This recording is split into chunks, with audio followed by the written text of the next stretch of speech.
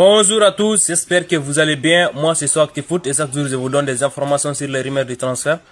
Les débriefs du match de Real Madrid, d'FC Barcelone, du Paris Saint-Germain, quelques matchs de la Premier League, ainsi que des matchs de Bundesliga et de Serie A.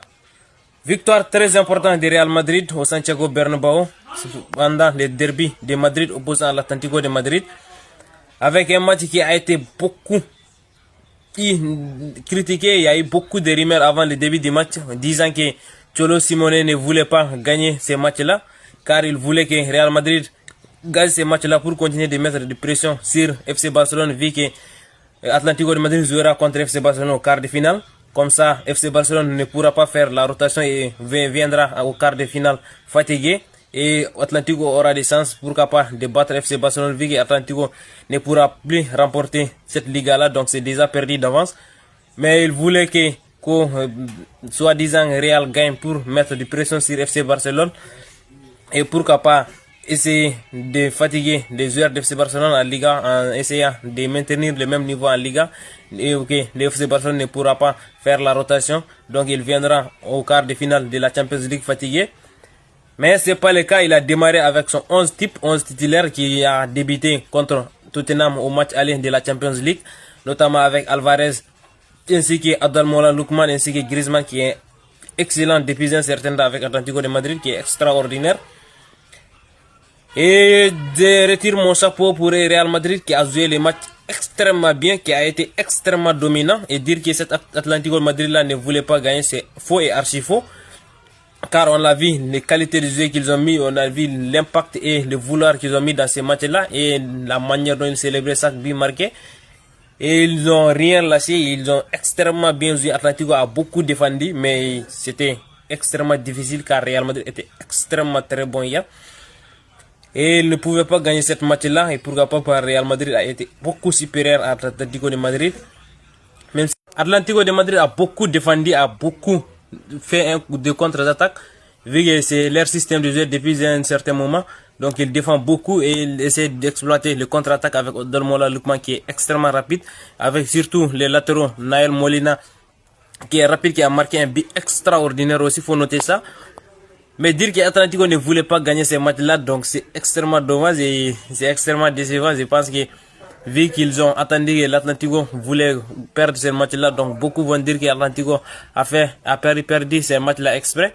Mais pour ceux qui ont regardé les matchs-là, même les supporters de FC Barcelone qui ont regardé ces matchs-là, je pense qu'ils ont beaucoup adoré le contenu du match de l'Atlético de Madrid, même s'ils ont eu des erreurs bêtes à la fin du match, notamment sur le but de Federico Valverde, où la défense a extrêmement fait des erreurs stupides. Avec Federico Valverde qui est extraordinaire, 6 buts sur les 5 derniers matchs. Rappelons qu'il a claqué un triplé contre Manchester City, donc ce n'est pas un anodin et c'est pas rien. Il est extraordinaire depuis un certain temps avec Real Madrid. Et pourquoi pas Vinicius Junior aussi qui est extraordinaire avec Real Madrid, faut le rappeler. Au début de saison, c'était extrêmement compliqué avec Xavi Alonso. Donc il a même été mis sur le banc à un certain moment. Donc il a été obligé de descendre avec Rodrigo Goes à un certain moment. Mais cette Vinicius là, ainsi que Vinicius version Arbeloa, c'est complètement différent. Il y a beaucoup qui s'attendaient à ce que Xavi Alonso soit plus brillant, soit un meilleur entraîneur que Arbeloa, mais c'est complètement différent. C'est pas être un grand joueur qui veut dire être un bon entraîneur. Et la preuve est là, Xavi Alonso et Arbeloa était un joueur excellent, mais avec Xavi Alonso, donc c'était incomparable. Et on l'a vu, donc c'est pas un grand joueur qui fait un grand entraîneur. Et Arbeloa a extrêmement su comment bien manager cette équipe-là de Real Madrid, où Xavi Alonso disait qu'il y a beaucoup d'ego dans le vestiaire. Et depuis un certain temps, Arbeloa l'a dit dès son arrivée, donc les joueurs n'ont qu'une seule choix. Donc soit tu joues très bien, toi, soit tu restes sur les bancs, tu es bon, tu n'es pas bon. S'il faut donner à fond, il faut défendre avec les autres. Et depuis, on a vu un Vinicius qui est beaucoup plus motivé, qui défend beaucoup, qui revient beaucoup pour aider les latéraux.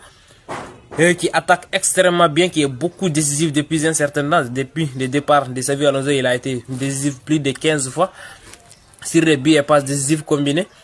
Donc dire à tel point l'Arbelo a fait du bien à ces Vinicius là, il avait même refusé de prolonger, même s'il n'a pas prolongé jusqu'à présent. Mais c'était extrêmement tendu entre lui et la direction aussi, notamment sur cet aspect là. Et il y avait même des idées, des rumeurs qui disaient qu'il voulait quitter Real Madrid à un moment donné. Mais depuis l'arrivée d'Arbeloa, c'est un joueur complètement différent. C'est le Vinicius qu'on a adoré regarder à ses débuts au Real Madrid qui a été extraordinaire. Souvent provocatrice, c'est vrai, mais c'est un joueur qu'on a beaucoup adoré, nous qui ont beaucoup adoré les joueurs brésiliens avec leur danse et tout. Donc, pour ceux qui ont beaucoup aimé Rodrigo Vinicius Junior, même pas les supporters du Real Madrid, il y a beaucoup de supporters qui adorent Vinicius Junior, même les supporters de FC Barcelone. Je pense qu'ils adorent le contenu du football qu'il produit Vinicius Junior, car on aime beaucoup le football brésilien. Vu que c'est lui qui représente plus le football brésilien maintenant, ainsi que Rafinha du côté de FC Barcelone. Mais avec le show épique et les danses provocatrices, c'est Vinicius qui c'est mieux représenté le Brésil sur cet aspect-là. Il y a beaucoup qui disent que c'est un ego et qu'il provoque les supporters, mais pour ceux qui connaissent le football brésilien, ils savent que ce sont des joueurs qui aiment beaucoup danser en marquant des buts, notamment il y a Lucas Paqueta, il y a Matheus Cunha qui est du côté de Manchester United. Et il y a Gabriel Jesus, il y a Neymar Junior, il y a beaucoup de joueurs brésiliens, pas juste les anciens Ronaldinho et les autres, mais il y a beaucoup de nouveaux aussi qui adorent faire ces danses-là, qui veulent manifester après leur but. Et ce sont des joueurs qui ont extrêmement rendu hommage, pourquoi pas, au football brésilien, qui ont beaucoup représenté le football brésilien.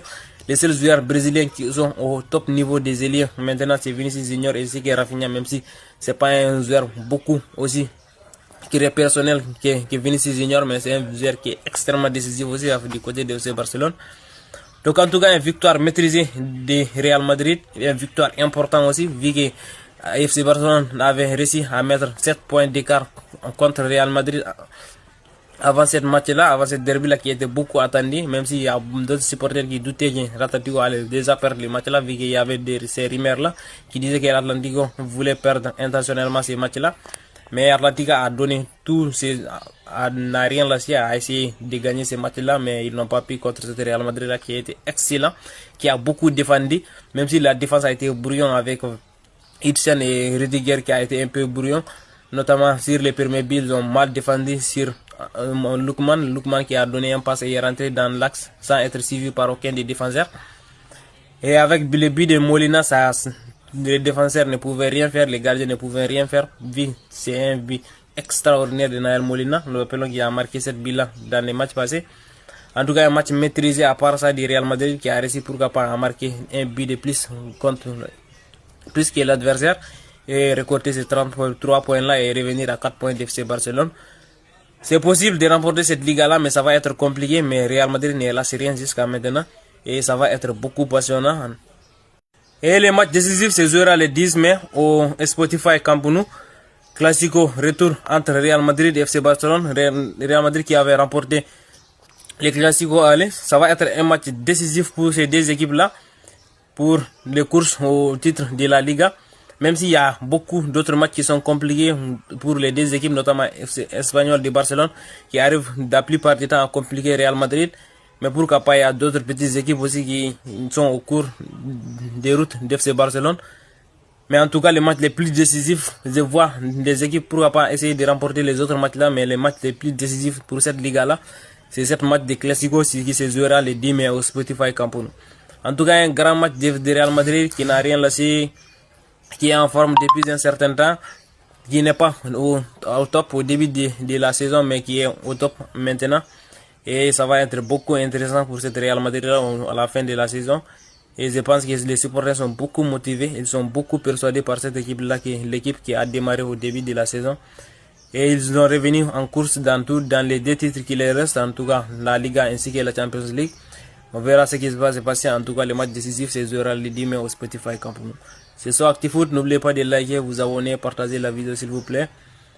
Ça me fera vraiment plaisir. Et c'est pour ceux qui ont regardé la vidéo jusqu'à la fin, d'écrire coucou sur ActiFoot et vous verrez que vous allez regarder les vidéos jusqu'à la fin.